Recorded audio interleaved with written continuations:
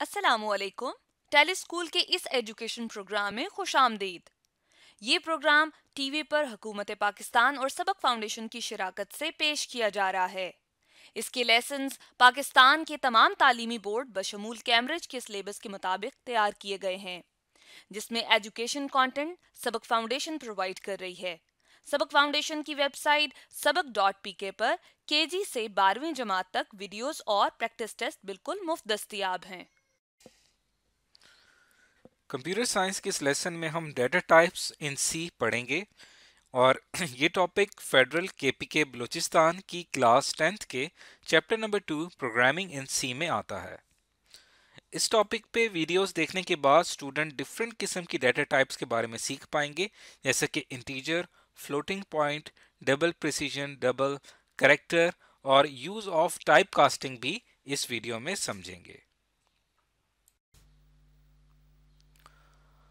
आज के कंप्यूटर के लेसन और इससे मुंसलिक वीडियोस को घर बैठ के देखने के लिए आप sabak.pk की वेबसाइट पे जा सकते हैं।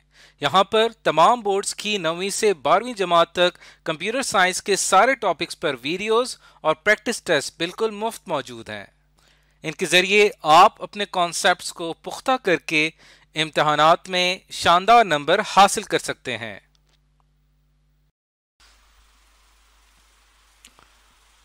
इस वीडियो में हम डेटा टाइप्स पढ़ेंगे जो कि हम सी लैंग्वेज में इस्तेमाल करते हैं। इससे पहले हम डेटा की मुख्तलिफ टाइप्स पढ़ चुके हैं, जिसके अंदर इंटीजर, फ्लोट, कैरेक्टर, लेकिन सी लैंग्वेज के अंदर इन डेटा टाइप्स को किस तरह से इम्प्लीमेंट किया जाता है और उनको किस तरीके से हैंडल किया जाता है, ये आज हम इस वीडियो में समझेंगे।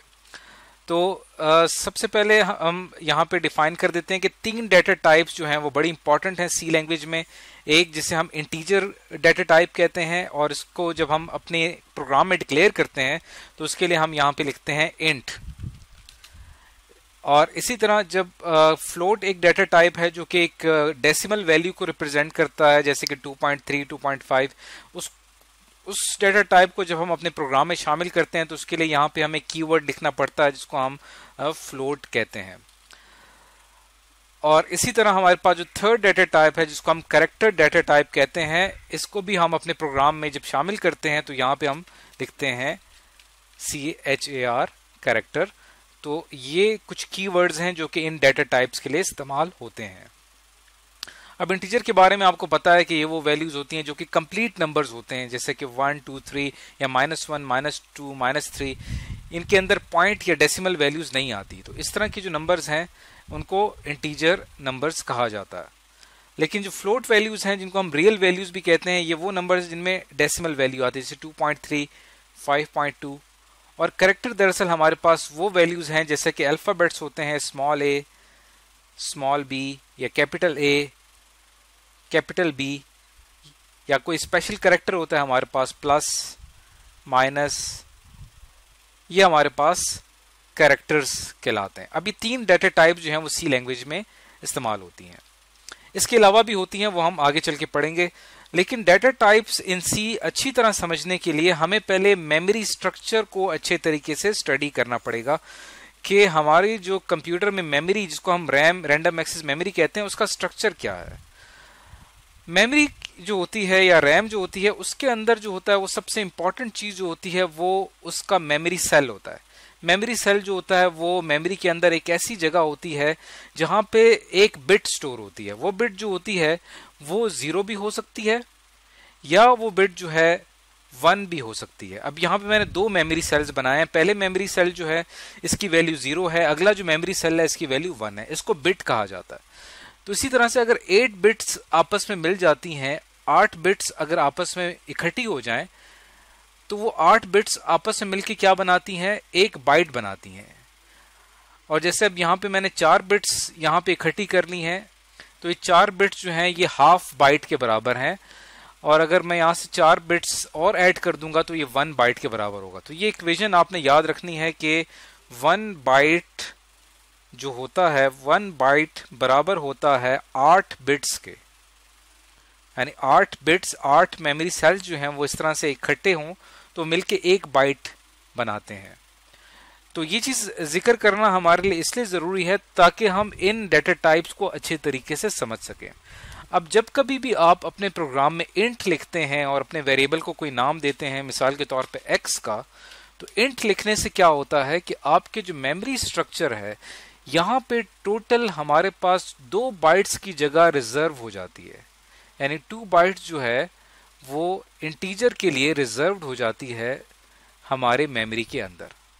यानी जैसे मैंने यहाँ पे ये लाइन लिखी इंट x, यहाँ पे क्या होगा कि हमारी मेमोरी में 2 बाइट का क्या मतलब है 16 बिट्स, क्योंकि 1 बाइट 8 बिट्स के बराबर है तो 2 बाइट 16 बिट्स के बराबर होगी। यानी 16 बिट्स की जगह हमारी मेमोरी में मौजूद है। अब हम जो भी वैल्यू वहां पे स्टोर करेंगे, जो भी इंटीजर डाटा हम वहां पे स्टोर करेंगे, 2, -1, 1, ये जो भी हम इंटीजर वैल्यू स्टोर करेंगे वो उन 2 बाइट्स की जगह पे जाके बाइनरी फॉर्म में स्टोर हो जाएगी। अब जैसे अगर मैं यहाँ पे लिखता हूँ int x is equal to 2, तो अब हमने क्या किया कि x को एक वैल्यू असाइन कर दी 2 जो है वो इंट के लिए जो जगह रिजर्व हुई थी मेमोरी के अंदर वहां पे जाके स्टोर हो जाएगी। इसी तरह जब आप फ्लोट लिखते हैं तो फ्लोट के लिए आपने ये याद रखना है कि जब भी हम फ्लोट लिखते हैं तो फ्लोट के लिए जो जगह रिजर्व होती है वो 4 बाइट्स की जगह होती है। 4 बाइट्स का क्या मतलब है कि कितने बिट्स वहां पे आ सकते हैं, वहां पे टोटल हमारे पास 32 बिट्स की जगह जो है वो रिजर्व हो जाती है। यानी इतनी बड़ी वैल्यू हम वहां पे स्टोर कर सकते हैं, क्योंकि फ्लोट में डेसिमल वैल्यूज होती हैं। इनको जब हम बाइनरी में कन्वर्ट करते हैं तो एक बड़ी ही लार्ज वैल्यू, एक लार्ज बाइनरी वैल्यू हमें मिलती है। इसको ज्यादा जगह चाहिए होती है। अब बात करते हैं कैरेक्टर की। जब भी हम कैरेक्टर अपने प्रोग्राम में डिक्लेयर करते हैं, कोई कैरेक्टर वेरिएबल है, मिसाल के तौर पे यहाँ पे मैं कैरेक्टर वेरिएबल लेता हूँ के नाम से। अब ये क्या होगा कि ये जो वेरिएबल होगा कैरेक्टर का, ये क्या करेगा अपने अंदर, ये आपने याद रखना कि कैरेक्टर जो है वो दरअसल अपने अंदर 1 बाइट की जगह 1 बाइट की जगह जो है वो एक कैरेक्टर वेरिएबल स्टोर कर लेता है। 1 बाइट मतलब 8 बिट्स। तो जैसे ही हम यहाँ पे कैरेक्टर के लिखेंगे तो हमारी जो मेमोरी है यहाँ पे 8 बिट्स जो है रिजर्व हो जाएंगी और 8 बिट्स जो है वो मिलके कैरेक्टर की वैल्यू को स्टोर करेंगी। तो ये हमने आज समझा कि मेमोरी स्ट्रक्चर को समझना कितना जरूरी है इंटीजर वैल्यू, फ्लोट वैल्यू और कैरेक्टर वैल्यू को समझने के लिए।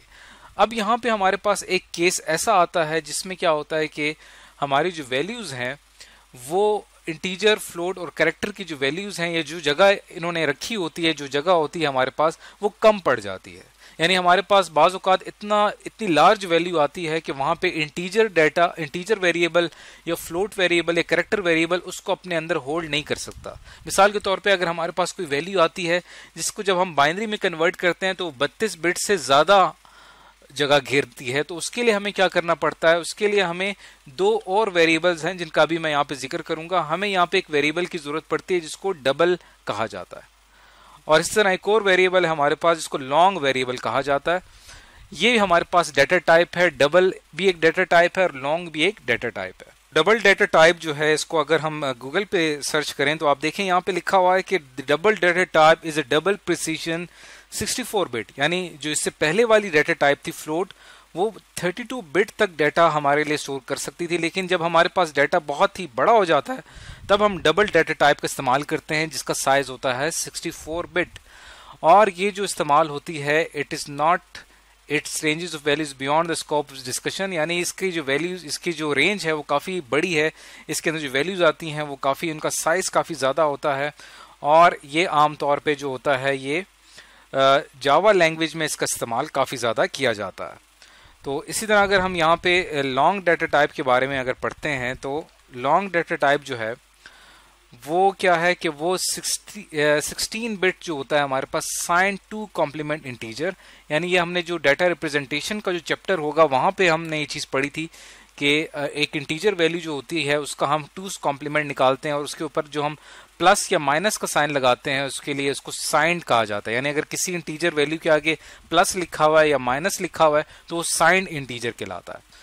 तो उस डाटा टाइप के अंदर ऐसा होता है कि हमारे पास जो नॉर्मल डाटा टाइप होती है इंटीजर की, वो उसको सेव नहीं कर पाती, उसको महफूज नहीं कर पाती। तो उसके लिए हमारे पास लॉन्ग डाटा टाइप होती है जिसकी मदद से हम अपने जो साइन नंबर्स होते हैं, प्लस माइनस वाले नंबर जो होते हैं, वो हम इस डाटा टाइप के जरिए इस्तेमाल कर स्टोर कर सकते हैं। इस वीडियो में आज हमने जाना कि सी लैंग्वेज के अंदर जो मुख्तलिफ डाटा टाइप्स हैं वो क्या होती हैं और वो हर डाटा टाइप जो है वो अपने किसी खास मकसद के लिए इस्तेमाल होती है।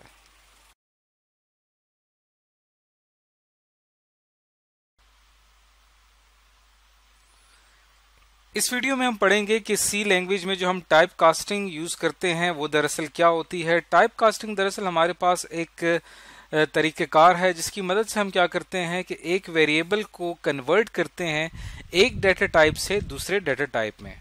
ये जो तरीका है इसको टाइप कास्टिंग कहा जाता है। मिसाल के तौर पे अगर एक हमारे पास एक वेरिएबल है x और उसकी टाइप जो है वो इंटीजर है यानी कि इंट है और हम ये चाहते हैं कि उसको कन्वर्ट कर दिया जाए फ्लोट में, तो उसके लिए हमें एक कमांड लिखनी पड़ेगी, एक ऑपरेटर का इस्तेमाल करना पड़ेगा जिसकी मदद से हम क्या करेंगे कि इस वेरिएबल x को कन्वर्ट कर देंगे इंटीजर से फ्लोट में।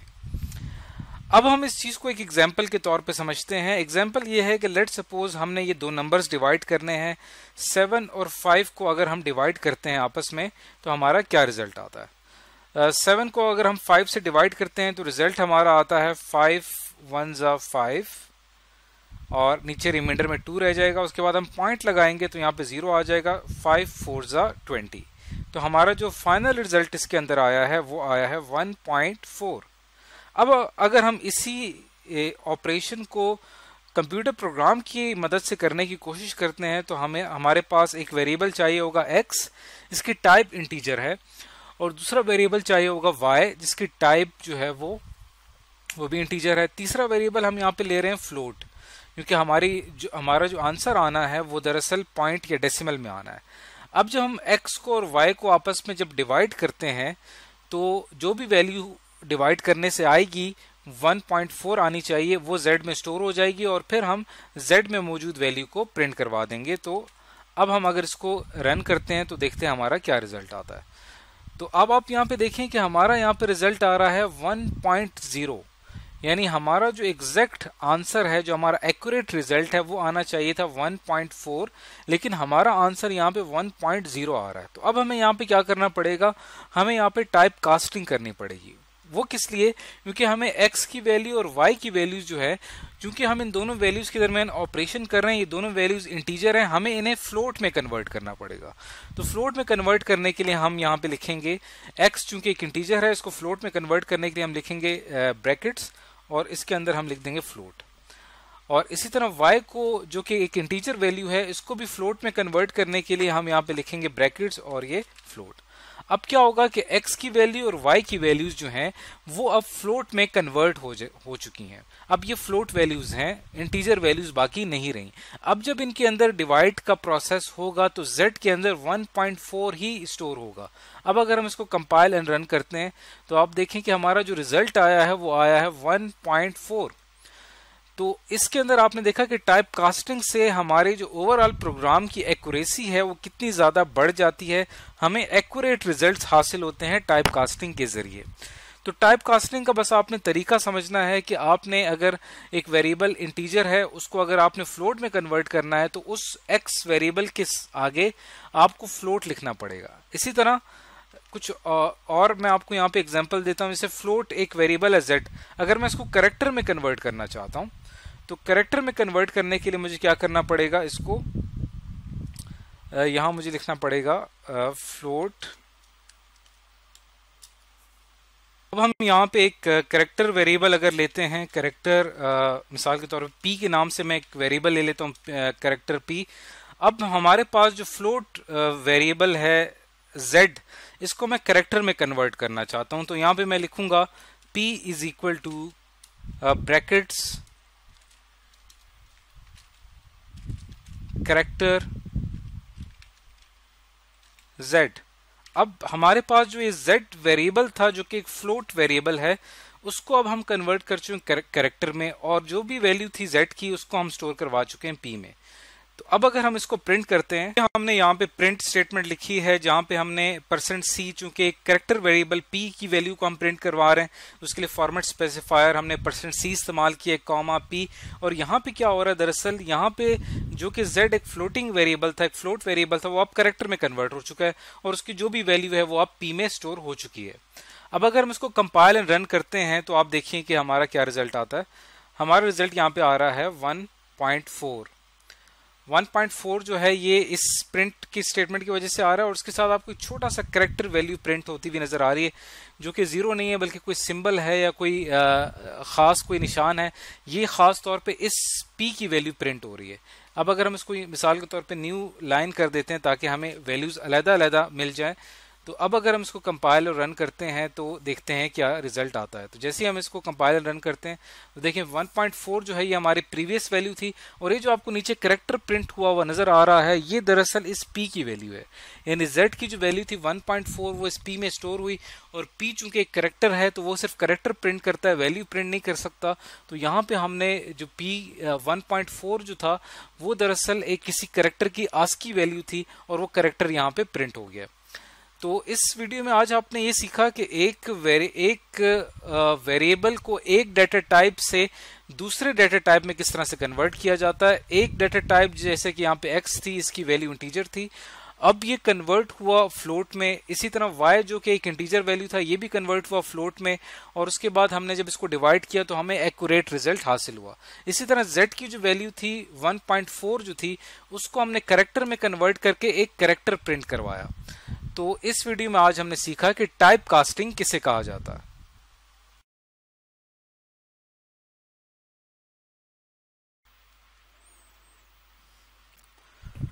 इस वीडियो में हम सीखेंगे कि एस्केप सीक्वेंस किसे कहा जाता है, जो कि हम सी लैंग्वेज में या C++ में हम इसका इस्तेमाल करते हैं। ये हम क्यों इस्तेमाल करते हैं आज हम इस वीडियो में पढ़ेंगे। एस्केप सीक्वेंस दरअसल एक कॉम्बिनेशन ऑफ कैरेक्टर होते हैं जिसमें पहला कैरेक्टर जो होता है वो \n कहलाता है और उसके साथ हम कोई अल्फ़ाबेट्स ऐड करते हैं। मिसाल के तौर पे अगर मैं इसके आगे n ऐड करता हूं तो ये दोनों मिलके एस्केप सीक्वेंस बना रहे हैं /n। और हर एस्केप सीक्वेंस का एक खास मतलब होता है। जैसे यहाँ पे /n मैंने लिखा है, ये इस्तेमाल होता है न्यू लाइन के लिए, यानी अगर हमने कोई चीज़ न्यू लाइन में प्रिंट करनी हो तो वो हम /n के ज़रिए करते हैं। इसी तरह मुख्तलिफ एस्केप सीक्वेंस हैं, अगर आप गूगल पे सर्च करें तो उसकी एक लंबी लिस्ट आपके सामने आ जाएगी। इस वीडियो में हम एक दो एग्जांपल्स लेंगे और समझने की कोशिश करेंगे। अब ये हमारे पास एक एग्जांपल है, हम एक वेरिएबल ले लेते हैं, उसका नाम हम रखते हैं x और हमने करना ये है कि एक वर्ड है पाकिस्तान, उसको हमने 10 टाइम्स प्रिंट करवाना है। उसके लिए हम एक लूप का इस्तेमाल करेंगे। हम यहाँ पे वाइल लूप का इस्तेमाल करते हैं और while x is less than 10, चूंकि हमने 10 टाइम्स उसको प्रिंट करना है तो हम यहाँ पे लिख देते हैं x is less than 10 और x को हम स्टार्टिंग एक वैल्यू दे देते हैं यहाँ पे 0 की। इस प्रोसेस को वेरिएबल इनिशियलाइजेशन कहा जाता है। अब यहाँ पे हमने एक लूप स्टार्ट की है वाइल। अब हम इसकी क्या करेंगे, यहाँ पे एक बॉडी डिफाइन करेंगे। इस बॉडी के अंदर यानी यहाँ से लेकर यहाँ तक का जो एरिया है, यहाँ हम जो कुछ भी लिखेंगे वो 10 टाइम्स रिपीट होगा। तो यहाँ मैं एक स्टेटमेंट लिखता हूँ प्रिंट पाकिस्तान। तो अब ये स्टेटमेंट क्या करेगी, पाकिस्तान का जो वर्ड है हमारी आउटपुट स्क्रीन पे प्रिंट करवा देगी। तो अब अगर हम इसको रन करके देखते हैं और देखते हैं कि हमारा यहाँ पे क्या रिजल्ट आता है, तो आप ये देखेंगे कि यहाँ पे पाकिस्तान का वर्ड जो है वो कंटिन्यूसली प्रिंट हो रहा है। यानी कि एक तो पाकिस्तान का वर्ड जो है वो एक वर्ड के बाद अगला वर्ड उसके बिल्कुल साथ प्रिंट हो रहा है और ये एक इन्फिनाइट लूप है, यानी एक ना ख़त्म होने वाली लूप है, यानी ये वर्ड मुसलसल रिपीट हो रहा है। तो हमें यहाँ पे क्या करना पड़ेगा, एक स्टेटमेंट हम यहाँ लिखेंगे x++।